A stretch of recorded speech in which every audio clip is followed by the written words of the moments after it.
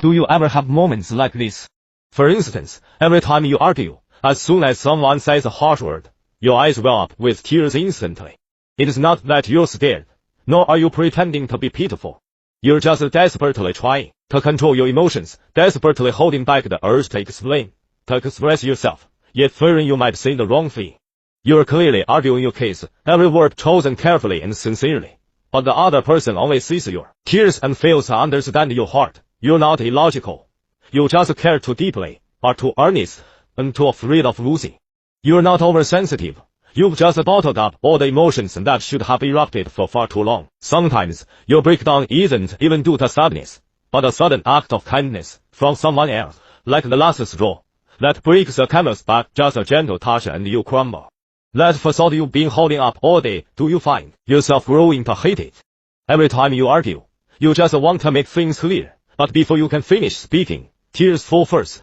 You've clearly done nothing wrong, yet in others' eyes, you always become the most emotional and disheveled person. Then, you replay the scene alone late at night, recalling every word spoken, every glance, every pause, never sparing yourself. Dear, if this sounds like you, you might be what's called a tear-incontinent child. But remember, this is never a disease, nor is there anything wrong with you. You're just too sensitive and too sincere. You care too much about every word others say, strive too hard to be heard and understood, yet are too afraid that one wrong word might push a relationship away. You're not incompetent, you're just too kind. You've been an independent and sensible child since young. When your family got angry, you didn't dare to talk back. When friend gave you the cold shoulder, you first examined yourself, wondering if you'd done something wrong. You never lose your temper easily, not because you like it, but because you know too well that losing control of emotions can make a relationship irreversible. It is not that you can't fight back, you just can't bear to hurt others. It is not that you're not wrong, you've just been thinking about others all along. But most people don't see this tenderness. They'll just say you're too sensitive, that you cry at the slightest thing, never asking how long you endured before those tears fall. So why are you like this? The reason might lie in your childhood. In psychology, tear incontinence isn't a sign of weakness. It often means you have a heart with extremely strong perception. You're not too emotional. You just have too much empathy and feel things too deeply. Perhaps you grew up in a world of conditional love, for example. You only deserved praise when you did well in exams, and only deserved the right to be loved when you were obedient. Other people's childhoods were about acting coquettishly, being boisterous, and being comforted even when crying. Yours was about being sensible, enduring, and being careful not to let others down. You learned to read people's moods from a young age, got used to pleasing others, and only allowed yourself to relax when others were happy. You're afraid to express your true emotions because, as a child, you already understood that only good behavior would make you liked.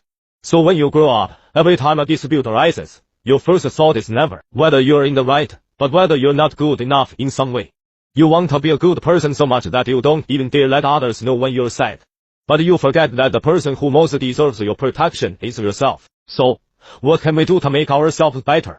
The first step isn't to become strong, but to allow yourself to be vulnerable. Tears aren't a sign of weakness, they're an outlet for emotions, a form of self-rescue after long-term suppression. The second step is to learn to pause and ask yourself sincerely, are you striving to maintain this relationship, or are you compromising yourself? The word isn't worth you suppressing your emotions time and again, sacrificing yourself for peace.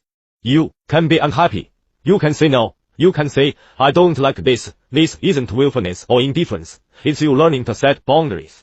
Not everyone deserves your repeated submission and pleasing. You don't need to force yourself to understand everyone anymore.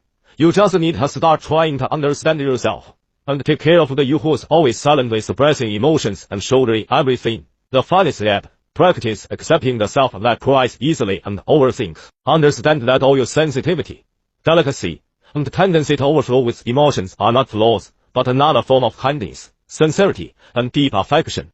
True strength isn't about becoming cold and invulnerable, but about being able to protect yourself while living gently. So, dear, from now on, stop apologizing for your sensitivity.